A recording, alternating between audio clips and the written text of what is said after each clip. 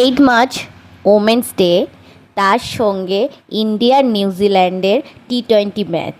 Obviously হার হবে না জিত হবে এরকম একটা ব্যাপার বসে গেছিলো সন্ধ্যে 7টা থেকে। টস হয়ে যাওয়ার পর থেকেই সবাই টিভি থেকে চোখ সরাতে পারছিল না।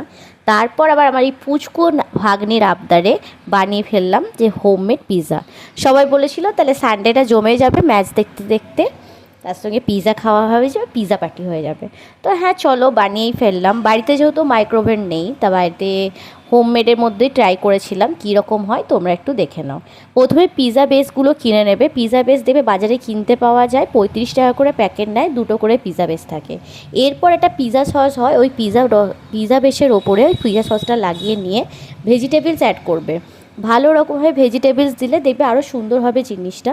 আমি তো দিয়ে দিয়েছিলাম onion, capsicum, bell pepper, tomato, ওইগুলো ভালোভাবে সাজিয়ে নিয়ে আর একটু চিকেনটাকে ছোট ছোট করে কেটে ম্যারিনেশন করে রেখেছিলাম দই, কনডেন্স মিল্ক আর লাল লঙ্কার গুঁড়ো, একটু আদা রসুন পেস্ট দিয়ে। তারপরে ওটা তেলের মধ্যে ফ্রাই করে নিয়েছিলাম। মাশরুমটাকেও ফ্রাই করে নিয়েছিলাম হালকা নুন আর লাল লঙ্কার গুঁড়ো দিয়ে। ফ্রাই করে দেওয়ার পর ওর উপর দিয়ে দিলাম আর দিয়েছিলাম সুইট কর্ন আর পনির। ভালো করে অ্যাড করে নিয়ে যাওয়ার পর এত সুন্দর পিৎজা বেসটা দেখতে লাগছিল। প্রথমে বেল পেপারের কালার ইয়েলো রেড, একদম ইয়েলো রেড হোয়াইট, একদম সব কিছু মিশে খুব সুন্দর দেখতে লাগছিল। তারপর তাতে দিয়ে দিলাম চিজ গ্রেট করে।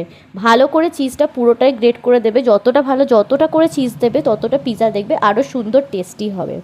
এরপর বসিয়ে দিলাম কড়াইয়ের ওপরে। প্রথমেই যাদের বাড়িতে মাইক্রোওভেন নেই কীভাবে কড়াই করবে সেটা আমি দেখিয়ে দিচ্ছি, দেখে নাও। গ্যাস বা ইন্ডাকশানে প্রথমে কড়াইটা বসিয়ে দেবে। ইন্ডাকশানে যেরকম কড়াই হয় ননস্টিকের ওরকম কড়াই বসিয়ে দেবে। তার উপরে একটা স্টিলের স্ট্যান্ড দিয়ে দেবে। স্টিলের স্ট্যান্ডে দেওয়ার পর অবভিয়াসলি এটা স্টিলের প্লেট ইউজ করবে। স্টিলের প্লেটটাকে ভালো করে সাদা তেল বা বাটার দিয়ে ব্রাশ করে নেবে। বাটার দিলে ভালো হয়, বাটারের স্মেলটা খুব সুন্দর আসে।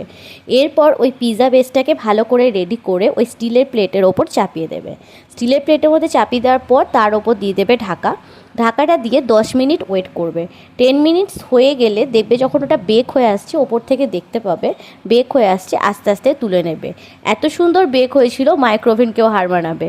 সবার বাড়িতেই ধরে নাও মাইক্রোওভেন থাকে না, তো তোমরা এভাবে ট্রাই করতে পারো। এরপর নামিয়ে নেওয়ার পর প্রথমে দিয়ে দিলাম চিলি ফ্লেক্স আর অরিগানো। চিলি ফ্লেক্স আর অরিগানোটা দেওয়ার পর তো টেস্টটা আলাদাই হয়ে যায় পিৎজার। আর বাড়িতে যেহেতু পিৎজা কাটার মেশিনটা ছিল না, সো আমার হাজব্যান্ড ট্রাই করে দিয়েছে, ছুরি দিয়ে কেটে দিয়েছে ও।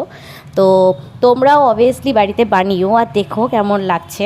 আমি তো ফার্স্ট ট্রাই, আমার খুব সুন্দর হয়েছে, মানে খুবই সুন্দর হয়েছে বলতে গেলে। মানে দোকানের খেতে যাব না, বাড়িতে ইনগ্রিডিয়েন্টসগুলো কিনে খেয়ে নেবো, সেটা বেশি ভালো হবে। আর